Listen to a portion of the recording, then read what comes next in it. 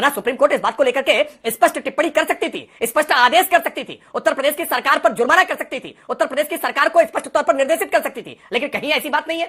रागिनी जी, जितना सवालों के घेरे में आता है इंस्टेंट जस्टिस वाला बुलडोजर एक्शन, जिसको आप भी बुलडोजर बाबा योगी जी को कह रही हैं, उसी तरीके से क्या आप इस बात का जवाब देने को तैयार हैं कि महाविकास अघाड़ी में बदला मशीन कैसे बना दिया गया था बुलडोजर को कंगना रनौत के खिलाफ?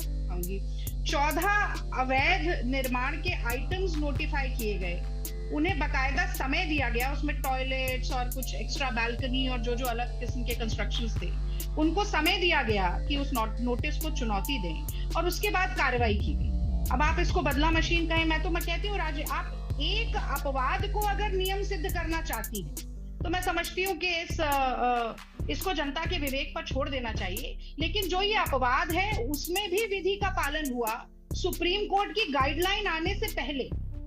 और उत्तर प्रदेश में क्या क्या हो रहा था, और ये अकबर नगर की जो बात कर रहे थे कि इन्होंने रिहैबिलिटेशन की, देखिए वहां 2-2 मंजिल के जो मकान थे वो ढा दिए गए, तोड़ दिए गए, बुलडोज कर दिए गए, और उसके बाद एक एक कमरा दे दिया गया 5-5, 8-8, 10-10 लोगों के परिवारों को, और ये समझते हैं कि योगी सरकार ने एहसान किया उन लोगों को। इनके हाथ में सोने का लोटा दिया ना, फिर भी इन्होंने सिर्फ भीख ही मांगना है।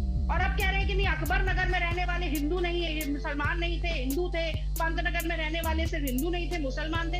अरे हिंदू मुसलमान ही आप करते रहे, इसीलिए सुप्रीम कोर्ट को इतना तल्ख होना पड़ा। और सुप्रीम कोर्ट ने तो अब ये भी कह दिया है कि आपको नेचर ऑफ अनऑथराइज्ड कंस्ट्रक्शन बताना पड़ेगा, किस किस्म का अवैध निर्माण है पहले बताइए, वो अवैध निर्माण किस कानूनी प्रावधान का उल्लंघन करता है ये बताइए, डेमोलिशन आप क्यों कर रहे हैं उसके कारण लिखित रूप में दीजिए, और इसकी वीडियोग्राफी करिए। ये अगर किसी के मुंह पर तमाचा है तो वो सबसे सख्त तमाचा योगी सरकार की मुंह पे। और मैं अभी बदत है भाई, अभी बदत है। और देख रहे दर्शक जान रहे हैं, अगर नियम है तो अपवाद नहीं हो सकता, और अपवाद है तो नियम नहीं हो सकता है। और मैंने तो बताया ना कि बॉम्बे हाईकोर्ट ने उस पूरे मामले की उस पूरी कार्रवाई को अवैध बताया था। आप बॉम्बे हाईकोर्ट के आदेश को पढ़ लीजिए एक बार। और ये तरीका ठीक है, ये तरीका ठीक नहीं है। देखिए रागिनी जी बीच में नहीं, आई एम सॉरी।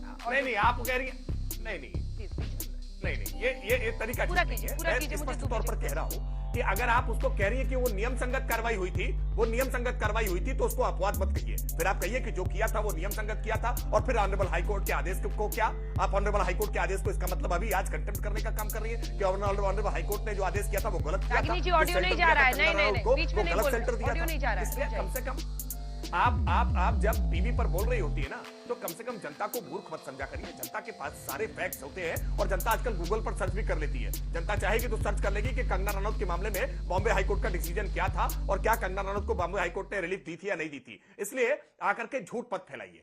सच बात यह है कि आपके बनाए हुए झूठे नैरेटिव ये पूरी तरह से आज धूल-धूसरित हो गए। आपने प्रयास किया था कि केवल मुसलमानों के ऊपर कार्रवाई हो रही है, लेकिन ऑनरेबल सुप्रीम कोर्ट के आदेश में एक लाइन भी कहीं आया नहीं कि कहीं मुसलमानों के खिलाफ कार्रवाई हो रही है। वरना सुप्रीम कोर्ट इस बात को लेकर के स्पष्ट टिप्पणी कर सकती थी, स्पष्ट आदेश कर सकती थी, उत्तर प्रदेश की सरकार पर जुर्माना कर सकती थी, उत्तर प्रदेश की सरकार को स्पष्ट तौर पर निर्देशित कर सकती थी, लेकिन कहीं ऐसी बात नहीं है। साला ये दुख का खत्म नहीं होता बे।